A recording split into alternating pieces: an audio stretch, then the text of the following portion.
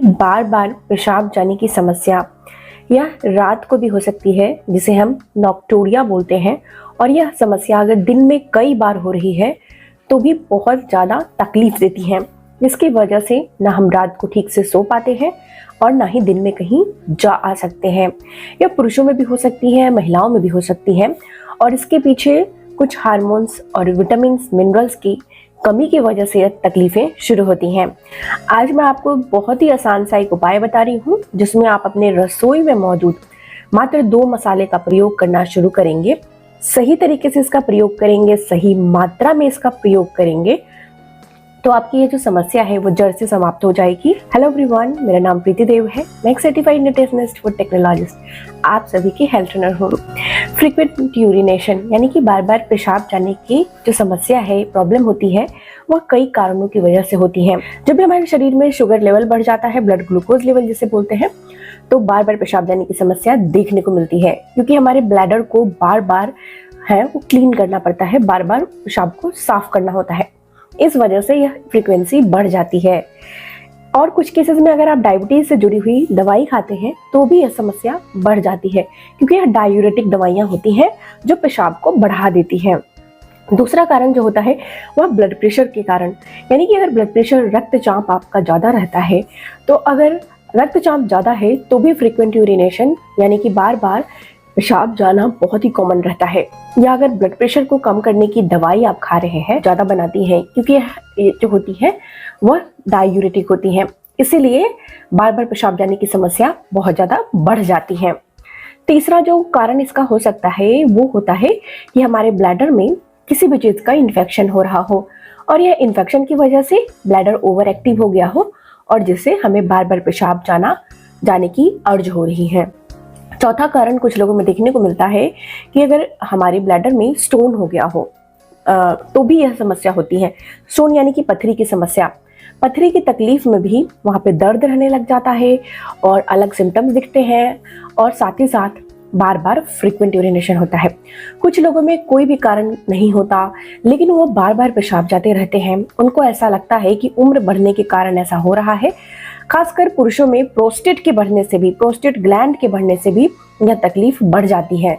लेकिन आज जो मैं आपको जानकारी दे रही हूँ वह बताएगी कि किस प्रकार से यह विटामिन और मिनरल इन सारी ही चीज़ों पे इम्पैक्ट डालता है, असर डालता है। जैसे कि सबसे पहले विटामिन डी।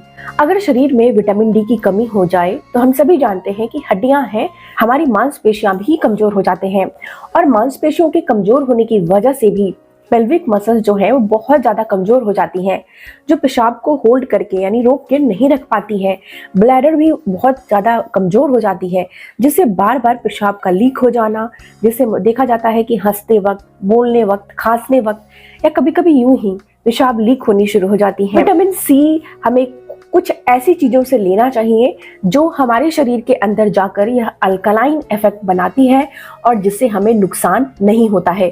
तो कोई भी खट्टी चीज़ों को आप कुछ दिनों के लिए बंद कर दें, क्योंकि हमारा शरीर अगर कोई भी चीज़ों से, खट्टी चीज़ों से ज़्यादा मात्रा में अगर ले रहे हैं तो रिएक्ट करेगी, ब्लैडर ओवर एक्टिव हो जाएगा और आपको बार बार पेशाब जाना पड़ सकता है। तो आप विटामिन सी की कमी कैसे पूरा करेंगे? मसालों की मदद से। ये है मैग्नीशियम। मैग्नीशियम के बारे में आप सभी जानते होंगे कि अगर मैग्नीशियम शरीर में पर्याप्त मात्रा में नहीं हो तो हमारा न्यूरॉन्स, ब्रेन सही से काम नहीं करता। हमारा जो ब्रेन है वो हमारे ब्लैडर को सही से कमांड नहीं करता, जिससे हमारी जो है रात में नींद नहीं आती है मैग्नीशियम की कमी की वजह से, और एडीएच जो है हार्मोन्स भी रिलीज नहीं होते हैं। क्या करना है? ये तीनों ही जो हमने आपको मिनरल्स और विटामिन बताए, इसे कैसे पूरा करना है? बहुत ही आसान तरीका। हम सभी के घर में मौजूद सबसे पहला जो मसाला हमें लेना है वो लेना है जीरा। जीरा जिसे हम क्यूमिन सीड्स बोलते हैं, या जीरा जो हम चौक में प्रयोग करते हैं छोटे छोटे दानों वाली, वही लेना है। जीरा जो होता है इसमें आयरन की मात्रा काफी अच्छी मात्रा में होती है। आयरन होने से ये हमारी नींद को लाने में मदद करती है। जीरा में फाइबर होता है, फाइबर होने से ये कॉन्स्टिपेशन की समस्या यानी कब्ज की तकलीफ को दूर कर देता है। अगर शरीर में एसिडिक बहुत हो गई है, एसिडिटी बढ़ गई है, तो उसमें भी ये बहुत फायदेमंद होता है। डायबिटीज में भी बहुत अच्छा काम करता है, शुगर वाले लोग भी इसे ले सकते हैं। हम सौंफ जिसे हम फेनल सीड्स बोलते हैं, सौंफ आपको पता होगा कि यह पाचक का काम करती है। इससे भी आपको बहुत फायदा देखने को मिलेगा। लगातार इसका सेवन करने से खाना खाने के बाद आप देखेंगे कि आपको कब्ज की समस्या नहीं है, वो धीरे धीरे दूर हो जाती है। ब्लैडर जो ओवर एक्टिव हो गए हैं वो धीरे धीरे काम होते हैं, शांत हो जाते हैं, जिससे आपको तुरंत जल्दी रिजल्ट मिल जाता है और बड़े आसानी से हमारे घर में उपलब्ध होता है। इसमें मैग्नीशियम भी होता है, ये दोनों मसालों में, और विटामिन सी भी होता है। तो ये दोनों मसाले की मदद से आप मैग्नीशियम की कमी और विटामिन सी की कमी पूरा कर सकते हैं और इससे आपको कोई भी नुकसान झेलना नहीं पड़ेगा। लेकिन आप इसे प्रयोग कैसे करेंगे और विटामिन डी की कमी कैसे पूरा करेंगे, आइए जानते हैं। विटामिन डी की कमी को पूरा करने के लिए हमें क्या करना होता है? धूप सेकना होता है। विटामिन डी जब आप ले रहे हो तो सनस्क्रीन का नहीं लगाना है। कोई ऐसा सूती कपड़ा पहने जिससे आप धूप आसानी से धूप की किरणें पेनिट्रेट कर सके और आपको पूरा लाभ मिल सके। अब चलिए हम जानते हैं कि हमें जीरा और सौंफ का प्रयोग कैसे करना चाहिए। हमें क्या करना है कि आधा चम्मच जीरा ले लेना है, घर में मौजूद आधा चम्मच सौंफ ले लेना है और इसे एक बड़े गिलास पानी में डालकर उबालना है, धीरे धीरे उबालना है। इसे कम से कम 3 मिनट के लिए उबालिए। जैसे ही आप उबालेंगे ये पानी हल्का रंग छोड़ने लगेगा, बहुत पीले जैसा पानी हो जाएगा और उसके बाद गैस फ्लेम बंद कर दे 3 मिनट बाद और इसे हल्का गुनगुना करके छान ले।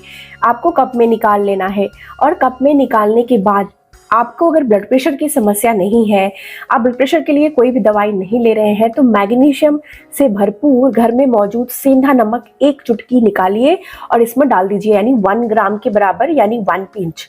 और ये क्या करता है, हमारी वाटर को रिटेन करता है। यानी कि अगर आपको पानी की वजह से आंखें फूल जाती हैं, चेहरा फूल जाता है, हाथ पैर में सूजन हो जाता है, लेकिन पानी नहीं पचता है, सेल तक नहीं जाता, सेलुलर लेवल तक नहीं जाता, जिसकी वजह से फ्रीक्वेंसी बढ़ गई है यूरिन की, पेशाब बार बार जा रहे हैं, ये भी एक कारण होता है कि शरीर में पेशाब एब्जॉर्ब नहीं होता, लगता नहीं है, तो बार बार पेशाब जाना पड़ता है। इसको यह कंट्रोल करने का काम करता है, नियंत्रित करता है।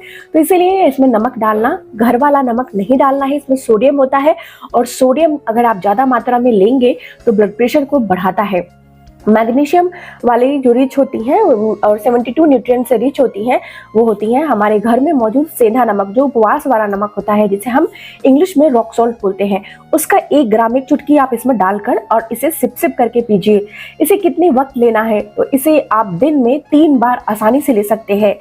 आपको यह समस्या उत्पन्न हो रही है, जलन हो रहा है, बार बार पेशाब जाना पड़ रहा है, तकलीफें हो रही हैं, दिन में 3 बार इसे बनाइए और पीजिए। जैसे ही आपकी समस्या या शांत हो जाती है तो 2 दिन मात्र इसे प्रयोग करिए। अगर 2 दिन में, पहले दिन में ही, वैसे पहले बार में ही आपको कंट्रोल लगेगा, पहले बार में कंट्रोल लगेगा, नहीं तो बहुत ज़्यादा परेशानी है तो 1 दिन पूरा 3 वक्त लीजिए, फिर दूसरे दिन भी आप कंटिन्यू करिए, 3 वक्त लीजिए और उसके बाद आप 2 दिन के बाद इसे दिन में मात्र 1 वक्त ही लीजिए। लगातार 7 दिनों तक, 7 डेज तक प्रयोग करिए और फिर इसे रोक दे। जब भी आपको परेशानी बाद में फिर से महसूस हो तो इसके रूट कॉज, यानी कि मेन कारण क्या है, वो जानने की कोशिश करें, इसकी जांच करवाएं और वापस से आपको जो है तुरंत रिलीफ देने के लिए ये चाय का प्रयोग एक बार आप कर सकते हैं। बहुत ज़्यादा एसिडिक खाना नहीं खाना है, चाय कॉफ़ी जो दूध से बनी होती है या फिर बहुत ज़्यादा कोला ड्रिंक, कोल्ड ड्रिंक, शराब, ये सब चीज़ें को सेवन नहीं करिए। मैदा से बनी हुई चीज़ें नहीं खाइए और इन सब चीज़ों पे आप अगर कंट्रोल करना शुरू कर देंगे तो आपकी यह तकलीफें जड़ से समाप्त हो जाएगी। आज की जानकारी यहीं तक थी। प्रीति हेल्थ क्लासेस पे इस तरह की ही यूजफुल इन्फॉर्मेटिव वीडियोस आते रहते हैं, तो उसके लिए चैनल को सब्सक्राइब कर लीजिए अगर आपने अभी तक नहीं किया है। वीडियो को ज़्यादा से ज़्यादा शेयर करिए ताकि ये हर व्यक्ति तक पहुंच पाए। तब तक अपना बेहद ख्याल रखिए। सबसे ज़रूरी मुस्कुराना नहीं भूलिए, मुस्कुराते रहिए। शुक्रिया।